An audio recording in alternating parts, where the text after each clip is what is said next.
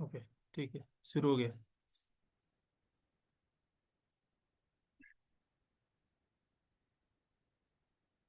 ठीक है।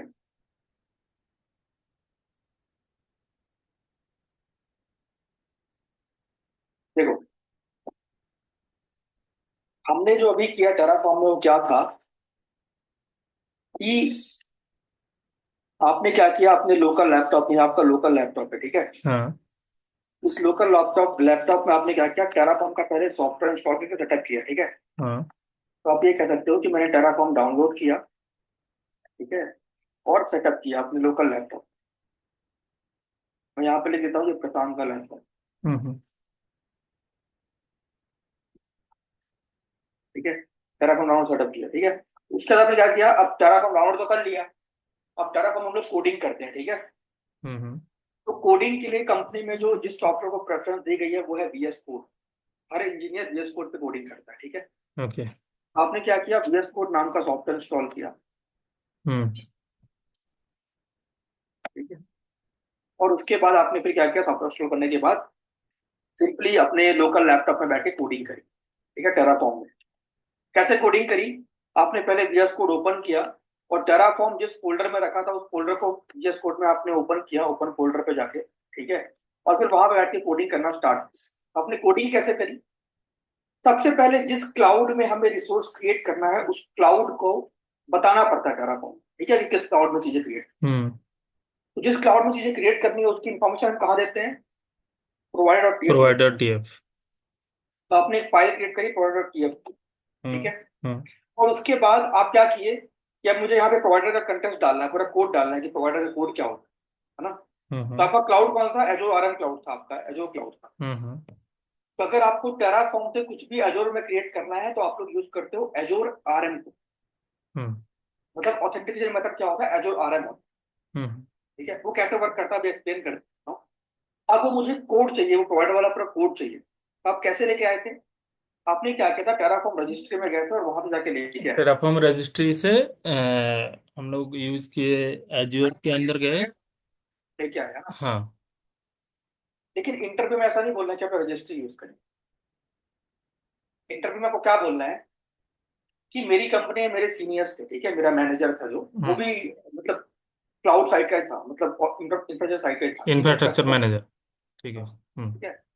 तो उसने पहले से ही सारे कोडिंग वगैरह का अपने गिटहब रेपो पे, जो गिटहब रेपो मेरे मैनेजर का था, उस गिटहब रेपो पे उस मैनेजर ने क्या किया था, सारे टेराफॉर्म के कोड बना के सैंपल रखे हुए थे, ठीक है। हम्म। जैसे मान लो हमें एजोर क्लाउड में क्रिएट करना है, तो एजोर क्लाउड के में कैसे क्रिएट करोगे, उसका जो प्रोवाइडर का कोड क्या होगा, वो सब उसने अपने रेपो में रखा हुआ है। ओके। तो उसने मुझे बोला कि आप मेरे रेपो में जाओ, वहां से कोड उठाओ प्रोवाइडर वाला, एजोर वाला, और ला के अपने प्रोवाइडर में डाल दो। तो मैं वहां से उठा के ला के अपने प्रोवाइडर डॉट पीएफ में डाल दिया, ठीक है। हम्म। ये एक काम पूरा हो गया प्रोवाइडर वाला, ठीक है। उसके बाद मुझे रिक्वायरमेंट मिली थी कि मुझे एजोर क्लाउड में कुछ रिसोर्स क्रिएट करने हैं। हम्म। जैसे एक रिसोर्स को क्रिएट करना है, एक वर्चुअल नेटवर्क क्रिएट करना है, ठीक है, एक निक कार्ड क्रिएट करना है, ठीक है, नेटवर्क इंटरफेस कार्ड, हम्म। एक वर्चुअल मशीन क्रिएट करनी है, एक स्टोरेज अकाउंट क्रिएट करना है। ये रिक्वायरमेंट मुझे मिली थी, हम्म। ठीक है।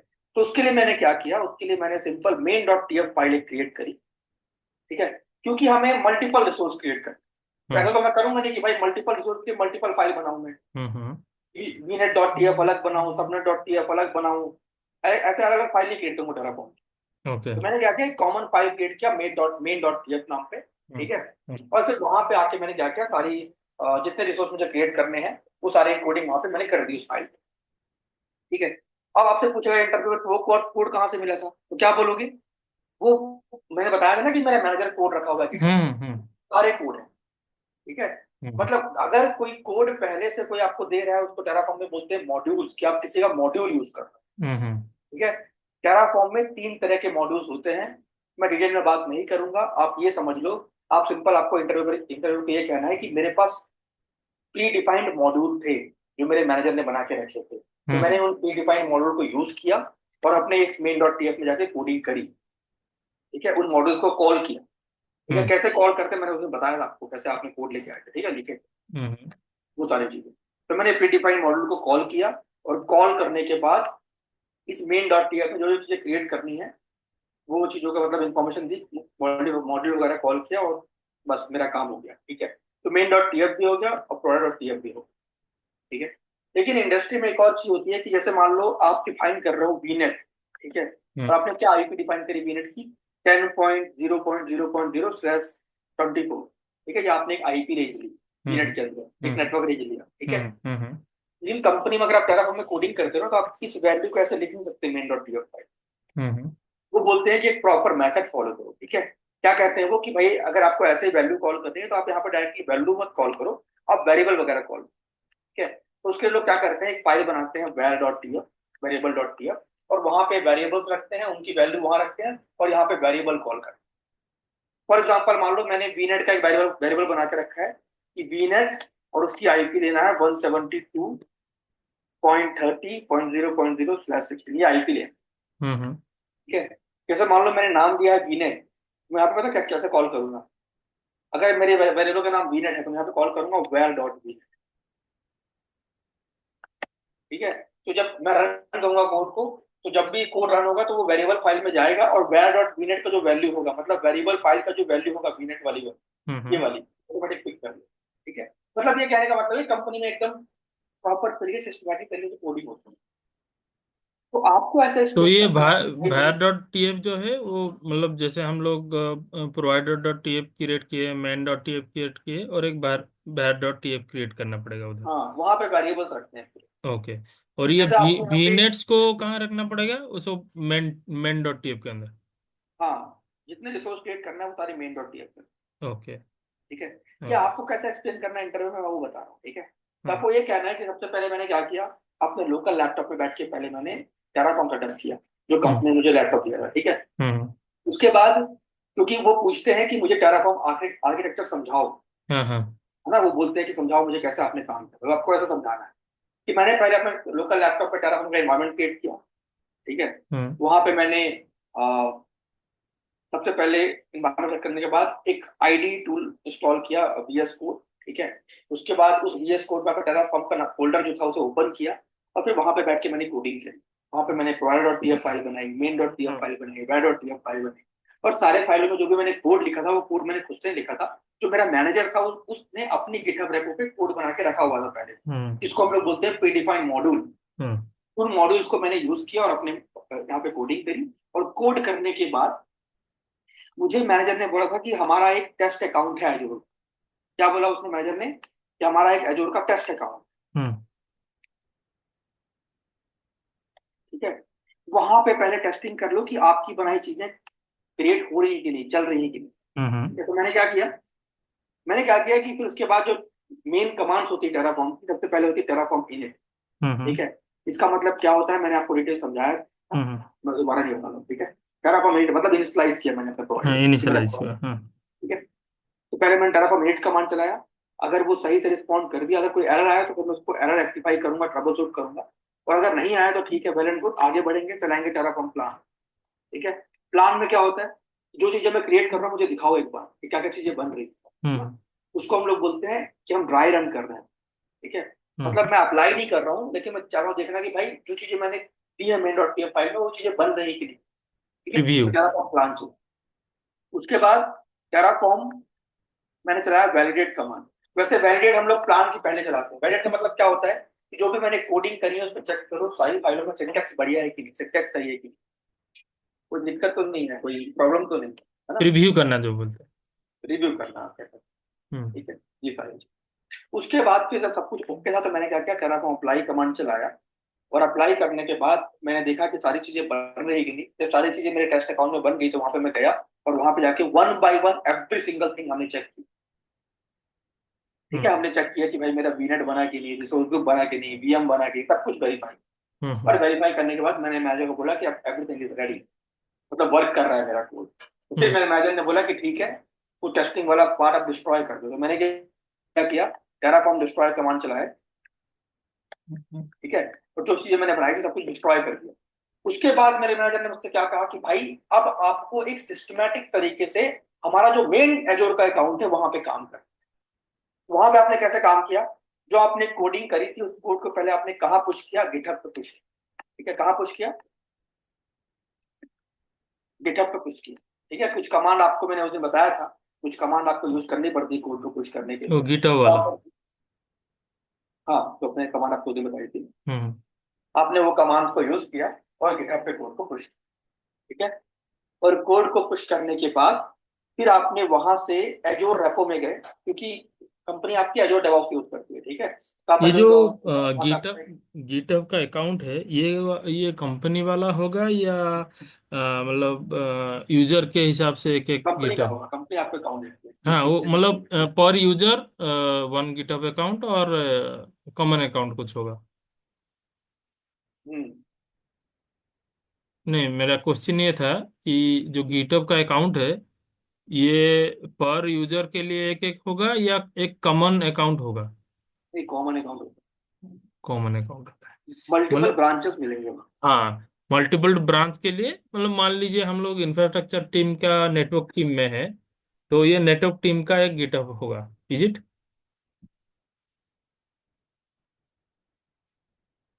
हेलो, आपका म्यूट है।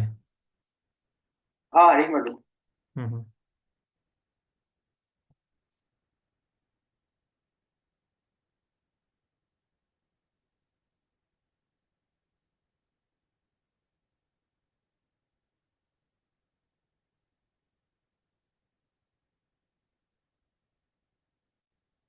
हाँ, तो एक कॉमन अकाउंट होता है। ठीक है, नहीं, कॉमन जैसे अकाउंट मतलब पूरा, मैं ये पूछ रहा मतलब था आपके कि। कंपनी का एक गिटहब अकाउंट होगा जो आपके प्रोजेक्ट के लिए अलोकेट किया हुआ है। जैसे मान लो आपका प्रोजेक्ट टेस्टिंग प्रोजेक्ट ओके। है, आपका प्रोजेक्ट नेटफ्लिक्स का प्रोजेक्ट है, जो भी प्रोजेक्ट होगा। ठीक है, ओके, तो सेम उसका, प्रोजेक्ट के लिए एक गिटहब अकाउंट होगा ये। हम्म, ओके। तो आपको उस अकाउंट में ही काम करना ओके,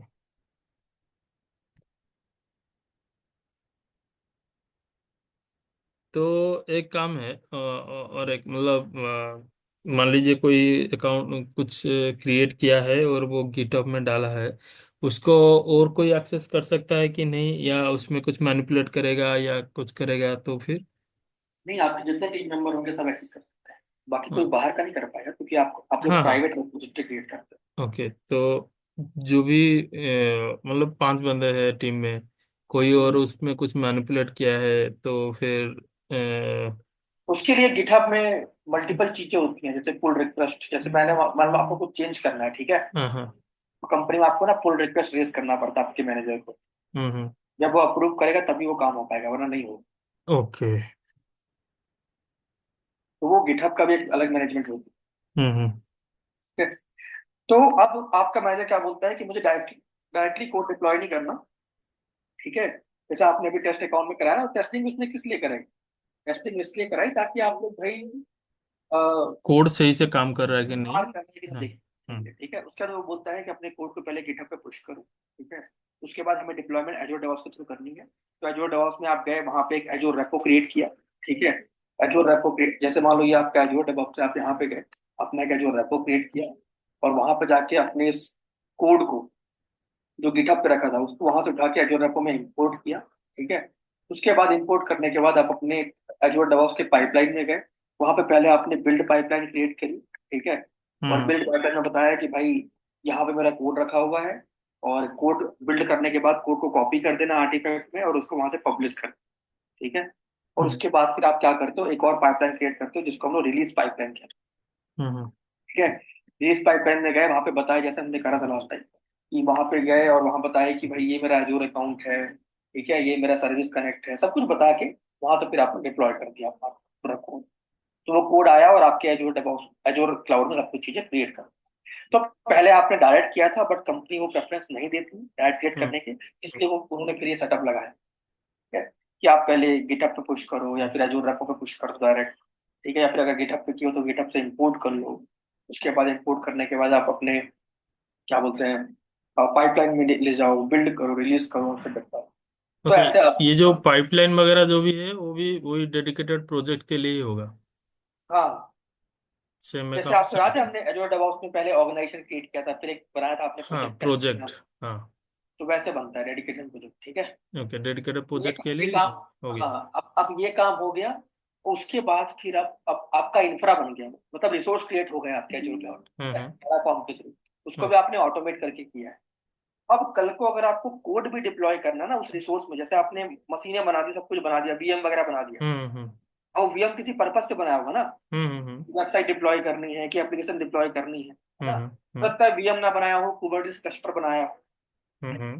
डॉकर कंटेनर बनाया हो, है ना, वहां ओके। पे जब साइट डिप्लॉय करनी है, तो उस साइट को डिप्लॉय करने के लिए भी आप वही पाइपलाइन यूज करोगे, वही प्रोजेक्ट यूज करोगे एज डेवॉप्स का, जो आपने टेराफॉर्म के लिए बनाया। हम्म। फिर वहां पे जाओगे, फिर अपने रैपो में अलग सा कोड रखोगे जो डिप्लॉय करना है आपको, फिर वही पाइपलाइन में जाओगे और बिल्ड और रिलीज पाइपलाइन क्रिएट करोगे और चीजें डिप्लॉय। तो वो प्रोजेक्ट अभी हमें करना है, अभी हमने किया नहीं है, तो हम करेंगे अपनी क्लास। ओके। ठीक है। और अगर मान लीजिए यहाँ पे मल्टीपल रिसोर्सेस ऐसे ही क्रिएट करना है, मतलब 100 VM 100 VNets क्रिएट करना है, तो उसमें भी तो सेम प्रोसेस ही होगा ना ये कोड के लिए, अगर सेम प्रोजेक्ट का ही होगा। 100 वीएम क्रिएट करना है, कुछ भी करना है, सेम ही चीज हो, सेम प्रोसेस। कुछ भी मॉडिफिकेशन करना है आपको बस टेराफॉर्म। कोडिंग में कुछ चेंज करना है, जैसे हम लोग सिंगल हाँ, VM के लिए कर रहे हैं, तो उसमें। उसके लिए एक मतलब कंसेप्ट है टेराफॉर्म में, हाँ। उसको बोलते हैं काउंट पैरामीटर। अगर आप जैसे आपको एक, अभी आप एक मशीन क्रिएट कर रहे हो, है ना, हम्म तो आपने क्या किया, अपना पूरी कोड करी और वीएम का कोड किया और कोड को रन कर दिया, है ना। हम्म। जहां पे आपने वीएम का कोड किया था वहीं पे एंटर मार के एक लाइन लिखना पड़ेगा, COUNT count equal to 10। Okay. तो आपकी 10 मशीन बन जाएगी। ओके। 100 मशीन क्रिएट करना, 100 मशीन बन जाएगी। हाँ, उसके हिसाब से फिर अब फिर नेम यहाँ नेम यहाँ डिफाइन जो करना आपने है। इंटरव्यू में एक बात बोली उसको कि आप कितना वर्कलोड मैनेज कर रहे थे, तो आप बोले कि 100 मशीन मैनेज कर रहा था, है ना। हाँ हाँ। वो गलत आंसर है। ओके। इंटरव्यूअर ने आपको वर्कलोड का मतलब, पहले समझो वर्कलोड का मतलब क्या होता है। ओके। अगर उसने बोला कि आप वर्कलोड कितना वर्कलोड मैनेज कर रहे थे, इसका मतलब ये नहीं कि आप मतलब 100 मशीन बोल दो। वर्कलोड का मतलब होता है कि आप सिंपल उसको बोलो कि भाई क्लाउड में हमने पूरा एक इन्वायरमेंट क्रिएट किया था, हमारा XYZ जो भी क्लाइंट था, वो क्लाइंट का नाम बोल दो। उसके लिए हमने पूरे रिसोर्स क्रिएट किए थे, जहाँ पे इतने नेटवर्क थे, मतलब एक वीनेट था, वहां पे इतने सर्वर थे, इतने सबनेट्स थे, ठीक है, और हम्म एक लोड बैलेंसर था। अगर लोड बैलेंसर की बात करूं तो वैसे तो एजोर क्लाउड में 4 तरह के लोड बैलेंसर होते हैं, है ना, क्योंकि हम्म हमने ये वाला यूज किया था। मतलब डिटेल में एक्सप्लेन करो, आंसर 1 मिनट का। अगर उसने कुछ पूछा है तो आंसर 1 सेकंड के रिस्पॉन्स के लिए नहीं पूछा है। पूरा एक्सप्लेन करो कि भाई ये था। अगर मैं बात करूं रोड बैलेंसर टाइप की, तो 4 तरह के टाइप होते हैं, लेकिन हमने ये वाला यूज किया था, क्यों यूज किया था, इसलिए यूज किया था, ठीक है। उसके बाद हमने स्टोरेज अकाउंट क्रिएट किया, जहाँ पे हम अपना डेटा वगैरह स्टोर कर रहे थे, डेटाबेस के लिए हमने ये सब यूज किया था। तो पूरा उसको अपने समझाओ आर्किटेक्चर हम्म डिटेल में। हम्म। भले आपने कुछ नहीं किया, लेकिन आपने ऐसे समझा दिया उसको ना कि बंदा एकदम इंप्रेस हो गया कि भाई क्या बात बोली इसने यार, पूरा डिटेल में एक्सप्लेन कर दिया। अब वो क्या पूछेगा, उसके बाद क्या क्वेश्चन बचा है। आपने लोड बैलेंसर का टाइप बता दिया पूरी, जब आपने बोला कि 4 तरह लोड बैलेंसर होता है, मतलब आपने हम्म। टाइप बता दी, स्टोरेज अकाउंट के बारे में बता दिया, सब तो आपने एक्सप्लेन कर दिया। वो क्या पूछेगा, वो क्या करेगा, आपको आपसे आपके उससे क्वेश्चन नहीं करेगा, अब वो थोड़ा बाहर जाएगा, ठीक है। और हम्म। क्या पूछेगा कि अच्छा आपने एजूर डेवऑप्स यूज किया डिप्लॉयमेंट के लिए, तो एजूर डेवऑप्स से एजूर क्लाउड को इंटीग्रेट कैसे करते हैं, ठीक है। हम्म वो सारे क्वेश्चन हो जाएगा, कैसे करते हैं वो मैं आपको बताऊंगा बाद में। अभी अभी मैं बताता हूँ, जब हम लोग करेंगे मैं बताऊंगा। हम्म क्वेश्चन की तरफ जाएगा वो, ठीक है। गिटहब में आप काम कर रहे थे, तो गिटहब में क्या स्ट्रेटजी मतलब फॉलो कर रहे थे, कितने ब्रांचेस थे, क्या ब्रांच में स्ट्रेटजी थी, कितने रेपो का नाम क्या था, ठीक है।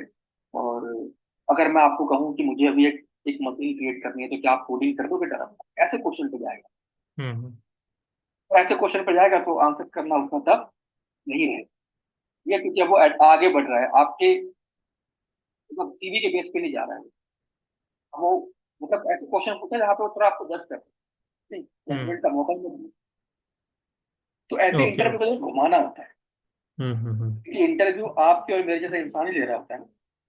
हम्म। तो जैसे जब जब मैं इंटरव्यू लेता हूँ अपनी कंपनी, ठीक है, तो मैं अगर मैंने कुछ क्वेश्चन पूछा, ठीक है, तो मतलब मेरा मेंटेलिटी उस टाइम ये होता है, या मेरे को ऊपर से ऑर्डर ये मिलते हैं इंटरव्यू लेते समय, कि वही बंदा हायर नहीं करना जो बंदा फुल आंसर कर दे।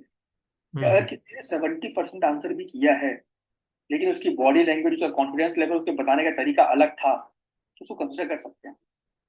ठीक है, क्योंकि जिसने हो सकता है जिसने फुल आंसर कर दिया वो रट के आया हो या कुछ सीख के आया हो, या एक रात पहले बहुत मेहनत करी हो रिस्पॉन्ड करने के लिए, ठीक है।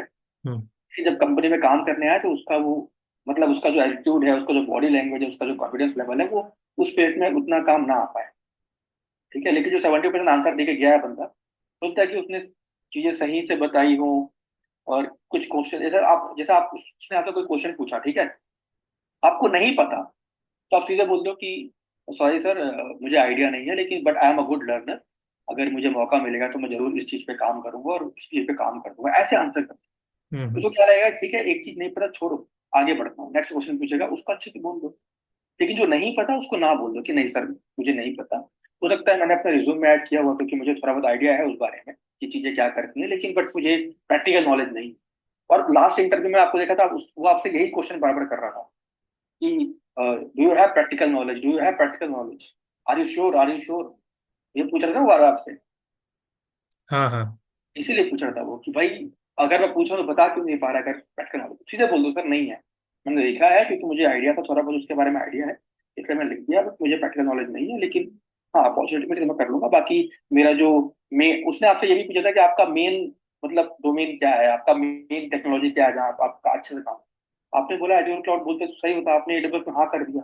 उसने बोला एडब्ल्यूएस, तो आपने बोला हाँ ठीक है एडब्ल्यूएस, कुछ गलत था, आप बोलते मेरे को एजूर क्लाउड में नॉलेज है, आप एजूर में कुछ भी क्वेश्चन पूछो, तो जब ये पूछता तो आप उसको बताते हैं ना।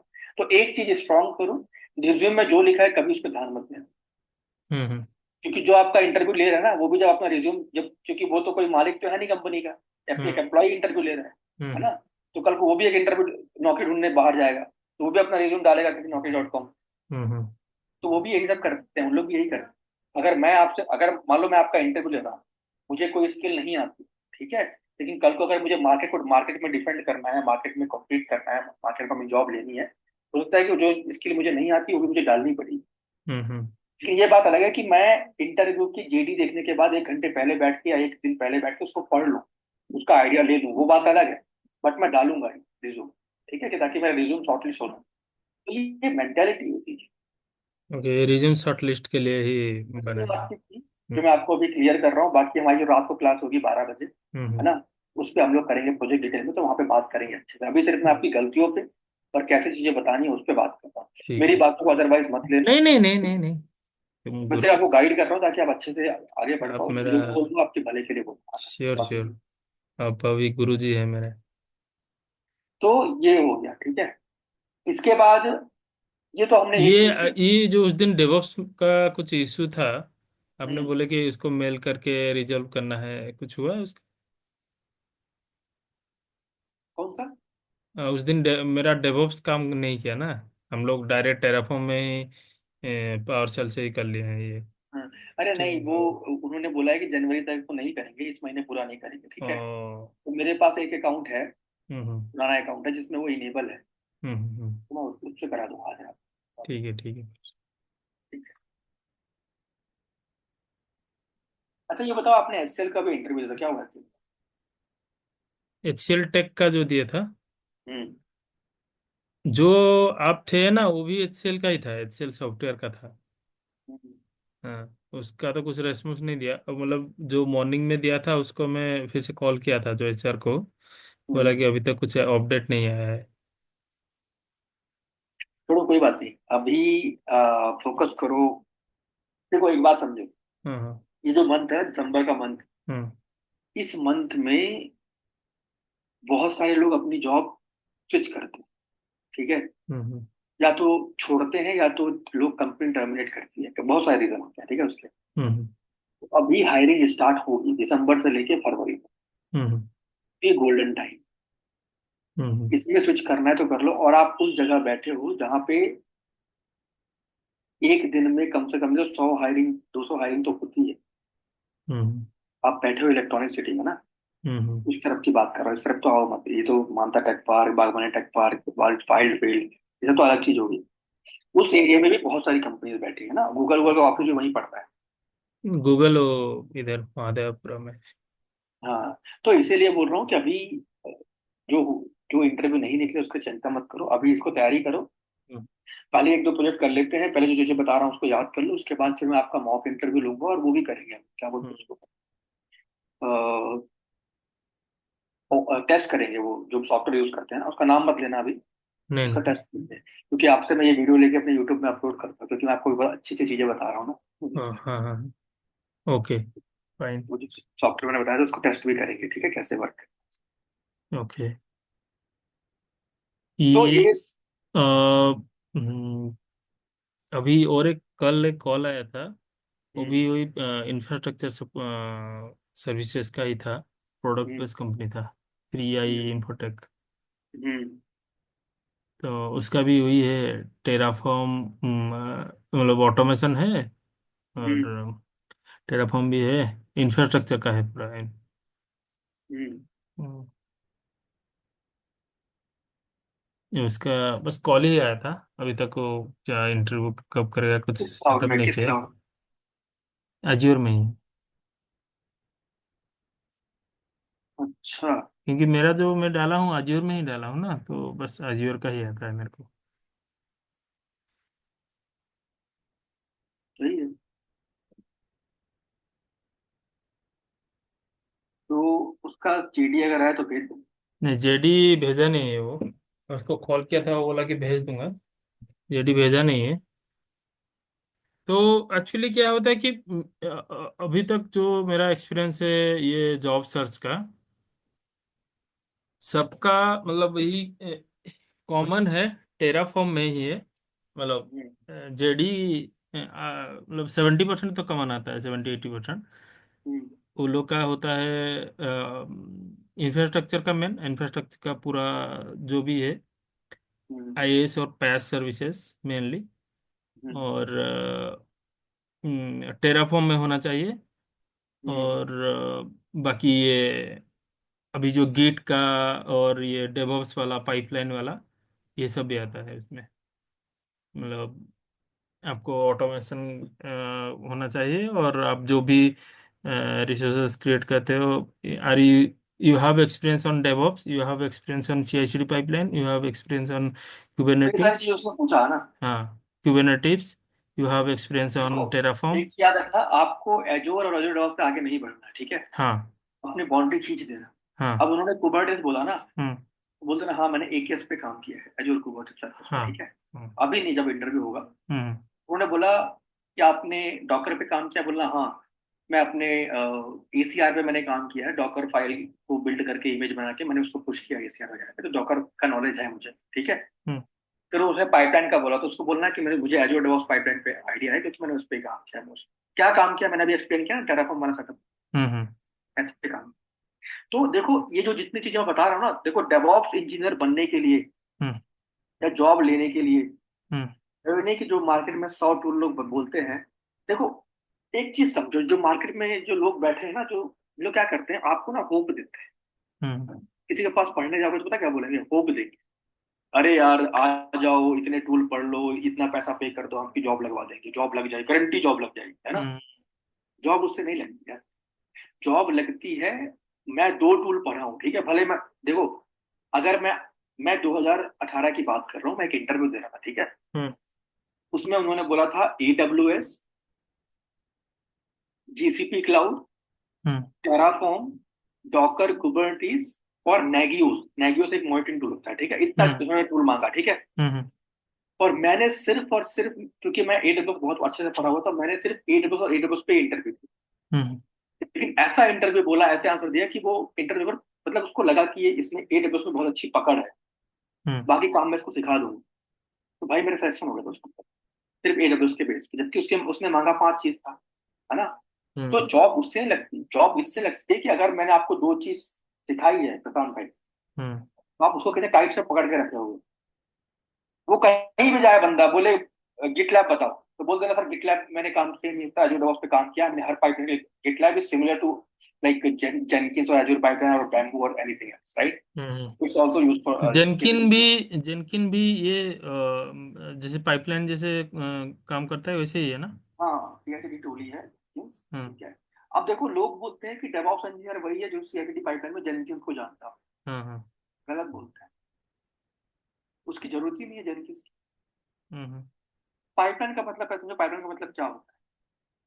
जैसे जियो वाले ने क्या, रिलायंस वालों ने क्या किया, जियो वाले ने क्या किया, अंबानी ने क्या किया कि 2009 से ना वो क्या किया कि पूरे इंडिया में ना जियो का टावर लगाना स्टार्ट कर दिया, है हम्म, ना। हम्म, चुपके से लगाना स्टार्ट कर दिया, ठीक है। हम्म, हम्म, और 2018-19 में आई थिंक वो लॉन्च कर दिया कि हमारा एक ये सिम है, इसको आप लोग खरीद लो बस एक बार, और एक साल के लिए फ्री मिलेगा, है ना। हम्म, तो लोग एक साल के लिए फ्री करने के लिए क्या किया, तो दुनिया में जितने इंडिया में लोग थे, अगर 125 करोड़ की आबादी है, ठीक हम्म, है, मुझे लगता है कि 80-90 करोड़ लोगों ने जियो की सिम यूज करी होगी उस टाइम, है ना। हाँ, 50% ठीक है लोग ना। तो यूज किए थे। तो उसने कितना लिया रुपए, सिर्फ 199 रुपए लिया सिर्फ सिम खरीदने के लिए, है हम्म, ना। तो हम्म, लोगों ने खरीद लिया सिम, और सिम यूज करना स्टार्ट कर दिया, एक साल फ्री दिया। और फ्री करने के बाद जब एक साल पूरे हो गए तो आपसे क्या बोलता है कि सिर्फ 149 रुपीज पे करके रिचार्ज करो, एक महीने यूज करो। एक साल को एक महीने कर दिया उसने। अब आज हम लोग जियो के अलावा कहीं जा ही नहीं रहे हैं। मतलब उसने क्या हैबिट लगा दी। हम्म, लेकिन उस हैबिट लगाने उसने क्या किया था, पाइपलाइन क्रिएट किया था, है ना, कि भाई बार बार मुझे ऐसा ना करना पड़े। उसने पहले से सब कुछ सेटअप कर दिया, बार बार ऐसा ना करना पड़े। उसी तरीके से कंपनी में क्या होता है कि भाई एक बार मैंने डेवलपमेंट करी, ठीक है, हम्म, एक बार क्लाउड एनवायरनमेंट बनाया, वहां पर डिप्लॉय कर दिया। अब बार बार वही ना करूं कि दोबारा फिर कोड बनाए, और फिर से कोड करने के लिए मैं कोई सॉफ्टवेयर इंप्लीमेंट करूं, टेस्ट करूं, फिर कोड को उठाऊं, फिर जाके मैनुअली सर्वर पर डिप्लॉय करूं, बार बार ना करना पड़े। इसके लिए क्या करते हैं कि एक पाइपलाइन लगा दो पीछे, हम्म, फिर एक डिप्लॉयमेंट टूल लगा दो, ऑटोमेशन टूल लगा दो, और उसको हर चीज से इंटीग्रेट कर दो। उसको मैं गिटहब से इंटीग्रेट कर दूंगा, उसको मैं एजोर क्लाउड से इंटीग्रेट कर दूंगा। अब हम्म, मुझे, और मैं उस जो मैं टूल लगाया हूँ उसमें जाके एक स्क्रिप्ट लिख दूंगी, स्क्रिप्ट लिख के रख दूंगा, हम्म, ठीक है। और वहां पे जितनी बार उस स्क्रिप्ट को रन करूंगा वो ऑटोमेटिक गिटहब पे जो भी लेटेस्ट कोड होगा उसको उठाएगा और डिप्लॉय कर देगा। तो ये ऑटोमेशन के लिए, सिंगल क्लिक ऑटोमेशन के लिए चीज आई थी, हम्म, जेनकिंस वगैरह, ये जो पाइपलाइन वगैरह है। हम्म, जैसे मैंने आपको टेराफॉर्म एक्सप्लेन किया है ना, यहाँ पे क्या बोला, कोडिंग करो, कोड को गिटहब पे पुश करो, फिर उसके बाद एजोर पाइपलाइन, एजोर रेपो में ले जाओ, पाइपलाइन बनाओ, डिप्लॉय कर दो, है ना। हम्म, अब आपने बोला कि कल को मान लो मुझे 100 मशीन क्रिएट करनी है, तो क्या करूंगा। तो भाई आप तो दोबारा थोड़ी आप यहाँ पे आओगे, 100 मशीन की कोडिंग करोगे, फिर कोड को गिटहब पे पुश करोगे, फिर एजोर pipeline, build pipeline, release pipeline create करोगे, ऐसा कुछ नहीं करना। हम्म, आप डेवलपर को बोलो या फिर आप जाओ और कोड में चेंज कर दो कि मुझे 100 मशीन क्रिएट करनी है, उसको कोड आपने कर दिया। हम्म, अब जो आपने पहली बार प्रोसेस किया था ना, दोबारा नहीं करना है। बस ये पाइपलाइन वाले टूल पे आओ और एक स्क्रिप्ट जो आपकी बिल्ड वाली पाइपलाइन है उसको रन कर दो, रेज वाली रन कर दो, बस आपका काम हो गया, डिप्लॉयमेंट हो जाएगी। तो बार बार मेहनत नहीं करनी पड़ेगी, इसके लिए हम लोग पाइपलाइन के लिए, समझ हम्म। रहे हो बात। ये जो पूरा प्रोसेस है उसको जो भी एक्सेस होगा, जिसको भी एक्सेस करना है, हर बार मतलब ये मैनेजर से एक्सेस लेना पड़ेगा ना? अगर गिटहब पे पुश करते हो तो पुल रिक्वेस्ट देना पड़ता है ओके। कि मैं एक लेटेस्ट कोड जो है वहां पे पड़ा, जो बता अभी जो कोड पड़ा है उसे पुल कर रहा हूँ, और जो मेरे पास हाँ, जो मैंने चेंजेस किए उसको पुश कर रहा हूँ, मुझे अप्रूवल दें, वो हाँ, अप्रूवल देगा, हम्म, ठीक है। हम्म, और कंपनी में ये भी स्ट्रैटेजी होती है कि अगर आप लोग मान लो आपके कंपनी में 4 इन्वायरमेंट है, टैप, टेस्ट, यूएटी, प्रोडक्शन। हाँ, हाँ, तो अगर आपने डेव इन्वायरमेंट में कोड पुश कर दिया, ठीक है, हम्म, फिर टेस्ट भी कर दिया, अब आपको उस कोड को यूएटी और प्रोडक्शन में पुश करना है, तो आप बिना अप्रूवल के नहीं कर। हम्म, अगर मैनेजर अप्रूव करता है कि भाई कर दो, तभी कर पाओगे, वरना नहीं कर पाओगे। हम्म। नहीं, अप्रूवल, मान लीजिए ये तो अप्रूवल तो ओवरमेल या जो भी मतलब है होगा उन लोग का, उसके हिसाब से होगा। लेकिन यहाँ पे कुछ लॉक अनलॉक वाला सीन होगा क्या? कैसे? अगर लॉक अनलॉक वाला सीन होता है ना, वो मैं आपको एक्सप्लेन करूंगा जब हम लोग करेंगे प्रोजेक्ट, हाँ, हाँ, ठीक है। हाँ, लॉक अनलॉक के लिए आपको मैं एक टिकटिंग टूल भी पढ़ाना पड़ेगा मुझे, ठीक है। वो ओके, होता है जीरा। हाँ, जीरा हाँ, सुना आपने? हाँ, हाँ, हाँ, हम लोग जीरा यूज करते हैं, ठीक है। तो वहां से पूरा पेड की मैनेजमेंट करी जाती है, तो वहां पे बताऊंगा कैसे भी लॉकिंग अनलॉकिंग, अप्रूवल अनअप्रूवल कैसे होता है, हाँ, हाँ, हाँ, कैसे हाँ, चीजें आगे बढ़ती है, ओके, ठीक है। देखो लोगों को लगता है कि जीरा टूल कुछ नहीं है, हम्म, हम्म, लेकिन मैं बता रहा हूँ अगर कोई कंपनी ने अपने जीडी में जीरा लिख दिया है ना, हम्म, तो वो भाई जीरा से ऐसे क्वेश्चन करेगा कि जीरा जीरा में इंटरव्यू हारा, मतलब फेल करा होगा। Jira is a very big thing, people hmm, has to understand. Jira में बहुत सारी चीजें होती हैं, पर एज अ डेवऑप्स इंजीनियर जीरा समझना बहुत जरूरी है, क्योंकि जब आप कहीं घर लेने जाते हो तो सबसे पहले क्या करते हो, प्लानिंग करते हो ना। हम्म, मैं घर यहाँ लूंगा, इस एरिया में लूंगा, जाके ढूंढते हो फिर मिलता है ना। हम्म, तो वैसे जब आप किसी प्रोजेक्ट में काम करते हो उसकी प्लानिंग करते हो, है ना। और हम्म, प्लानिंग करने के लिए ये टिकटिंग टूल यूज करते हैं, सर्विस नाउ, जीरा, हम्म, ठीक है, आसाना आसाना, बहुत सारी चीजें। तो इन सब पे बात करते हैं प्रशांत भाई रात को 12 बजे से, हम्म, ठीक है। ठीक है। अभी जो चीजें समझाया उसको समझ गए होगे। तो हम्म। रिकॉर्डिंग मैं इसका वॉर्डिंग रन कर लो। नोट बना लेता एक हूँ। रन, हाँ, अपनी रिकॉर्डिंग स्टॉप करो और मुझे थोड़ा शेयर करो वो रिकॉर्डिंग, मैं यूट्यूब में डाल, ठीक है। क्योंकि हमने बहुत अच्छी अच्छी डिस्कशन करी है। सही है। और फिर रात को बैठते हैं तो करते हैं प्रोजेक्ट, ठीक है। हम्म।